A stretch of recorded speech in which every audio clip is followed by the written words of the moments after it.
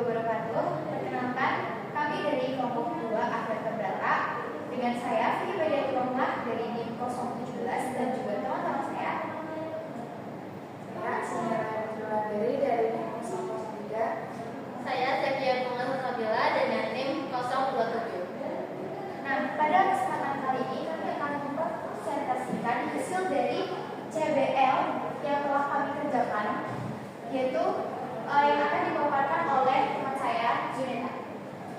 Latar belakang. Akhir Keberata air memiliki berbagai manfaat seperti sebagai bioindikator kualitas perairan, sumber pangan, dan bahan kerajinan bernilai ekonomi. Namun pemanfaatannya masih belum dipahami secara optimal oleh masyarakat dan buruh, sehingga diperlukan penyuluhan untuk meningkatkan pengetahuan mengenai perannya dalam lingkungan dan kehidupan manusia. Selain itu, padu budidaya udang faname intensif dengan teknologi bioflok. Tantangan utama yang dihadapi adalah akumulasi padatan tersuspensi yang dapat menurunkan kualitas air dan mengganggu kesehatan udang. Di sisi lain, berbagai aktivitas di situ patenan berpotensi menurunkan kualitas perairan, sehingga keberadaan makrosubentos yang sensitif terhadap perubahan lingkungan dimanfaatkan sebagai bioindikator untuk menilai kondisi perairan. Oleh karena itu, penelitian dan edukasi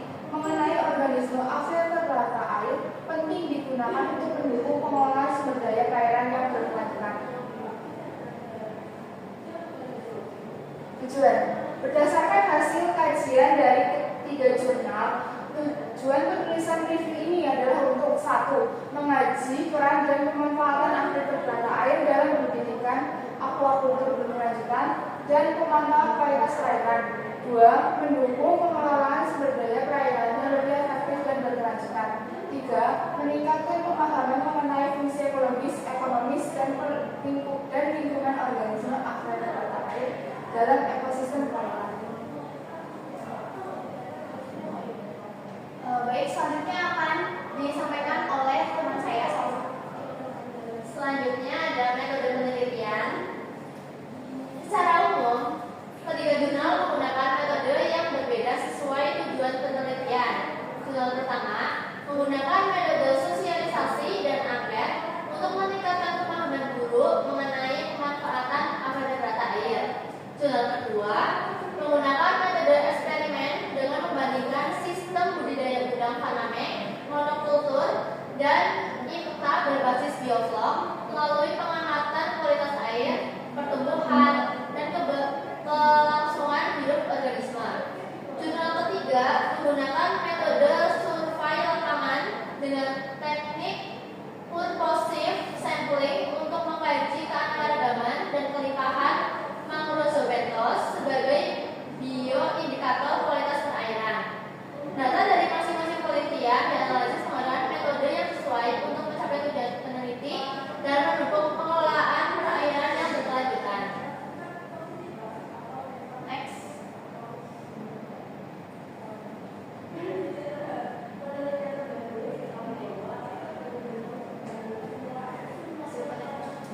Selanjutnya ada hasil penelitian.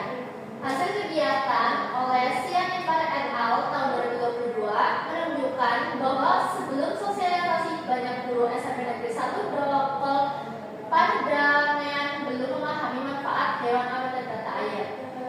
Hasil dari penelitian Esteves et al. Tahun 2026 atau jurnal kedua itu menunjukkan bahwa sistem IPTA berbasis bioflok mampu meningkatkan efisiensi budidaya dibandingkan sistem monokultur.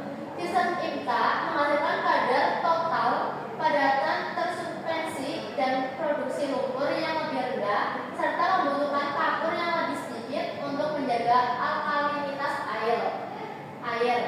Sedangkan hasil penelitian Akbar et al. Tahun 2022 atau jurnal ketiga menemukan 6 spesies mangrozobentos yang berasal dari 3 filum, yaitu Mollusca, Annelida, sama Arthropoda.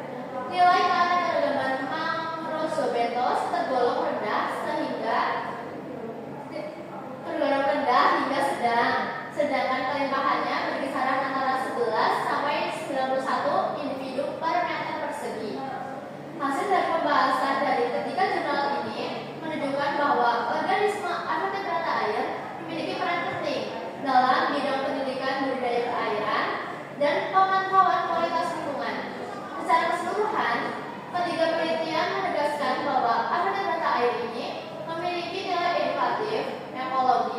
dan ekonomis yang penting serta dapat dimanfaatkan untuk mendukung pengelolaan sumber daya perairan yang lebih efektif dan berkelanjutan. Selanjutnya ada kesimpulan yang kami peroleh berdasarkan yang kami cermati, yaitu ada pemanfaatan angkutan berata air mendukung pengelolaan sumber daya perairan yang lebih efektif dan berkelanjutan karena mampu membantu memperbaiki kualitas air, mengurangi limbah budidaya, mempertahankan produktivitas organisme budidaya, serta memberikan informasi mengenai kondisi lingkungan perairan.